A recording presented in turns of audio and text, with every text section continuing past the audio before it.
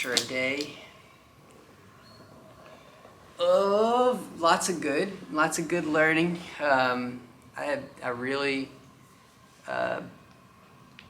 That was a really good experience, I think.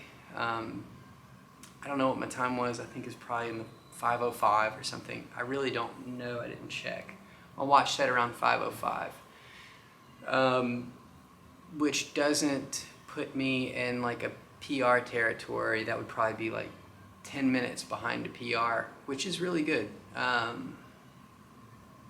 And I had a great swim. I was really comfortable on the swim. I had zero anxiety on the swim, which was really nice. I wish I would have worn a short sleeve wetsuit, probably, but it didn't matter much. I just got kind of like a little over it. I just didn't care about the extra. I just wanted to be comfortable, I think, in the water. And what I underestimated was that the reason that I say that is because I didn't think about, I swam without a jersey. And so the sleeves were kind of under my armpits a little bit. So, but it was a great swim. Probably one of my best, or at least matches one of the best. Couldn't figure out how to stop my watch on T1, so got on the bike and had a great, wind was at the back out, probably, I don't know, 25 mile an hour average or something like that, sometimes more, sometimes less. And it looked like I was about 17 and a half, 18 and a half on the way back, sometimes more. But I think the bike split went great.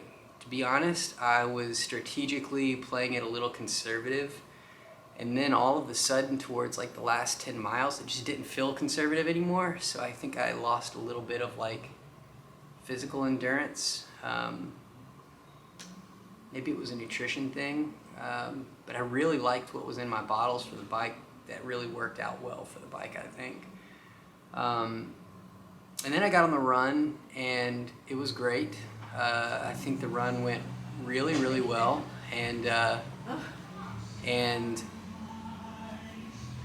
it went well probably for the first maybe 3 or 4 miles, and something kind of snapped. The pain of an Ironman or a half Ironman run was starting to set in. My pace was really hot. I mean, I probably did the first mile in the low 6s, and then realized that was too hot, but it's hard to judge coming off of a bike sometimes.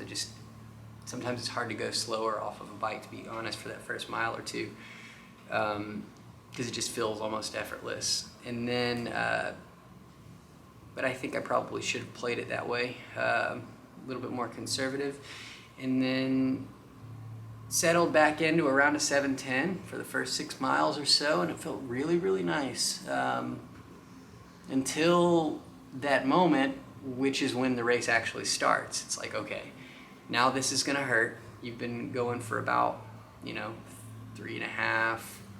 4 hours or so, maybe 4.5 hours, somewhere over 4 hours, around 4 hours and 20 minutes. It was just like, all right, the race is starting, and I think at that point there's like this gear mentally that I think is called upon. You have to like shift into, physically it just starts to hurt, and you just keep doing what you've done for the last 6 or 7 miles, and I just didn't have that gear mentally. I couldn't do it this time. I couldn't match the physical with the mental. Just didn't have it in me, to be totally honest, and which is kind of new for me.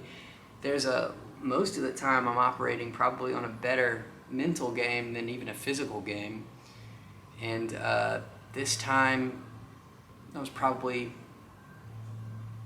in pretty decent shape, but mentally I just couldn't cut it. In the spirit of full transparency, work has just been really tough. Launching the base trail pre-sale has been absolutely one of the hardest things I've ever done.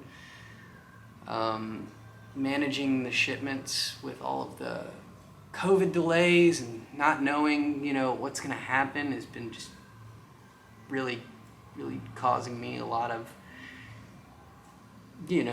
rightful stress, I think, and I kind of just put a smile on my face, keep going, and do the training every day. And I don't know. I don't know if I can kind of hide from it anymore. Work it's a heavy, weight to carry, and training at this level is a super heavy weight to carry, and I don't know if I can do it with all of my time anymore. I think I need to rest. I think I need to take a lot of rest before St. George.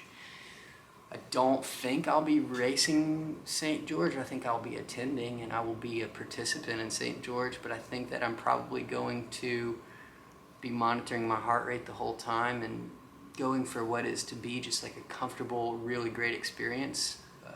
I don't know if I have it in me to kind of mentally flip that switch, especially after learning what I did today, and I'm happy about that.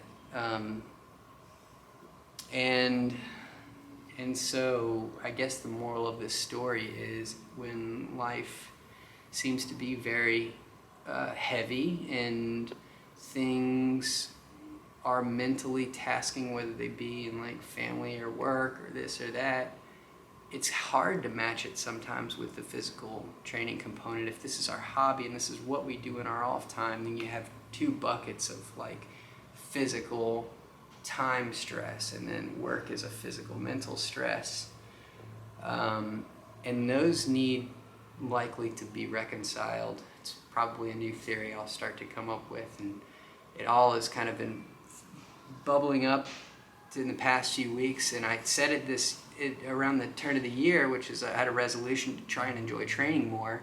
I think that was the precursor to it's absolutely essential that I find a way to enjoy training more and find the joy in it, instead of it just being a task that I do from the hours of 4:30 to 9 when I go to work. That's just not going to cut it anymore, and I need to unlock the passion again and get back to the basics, and I will be working on that for the rest of the year.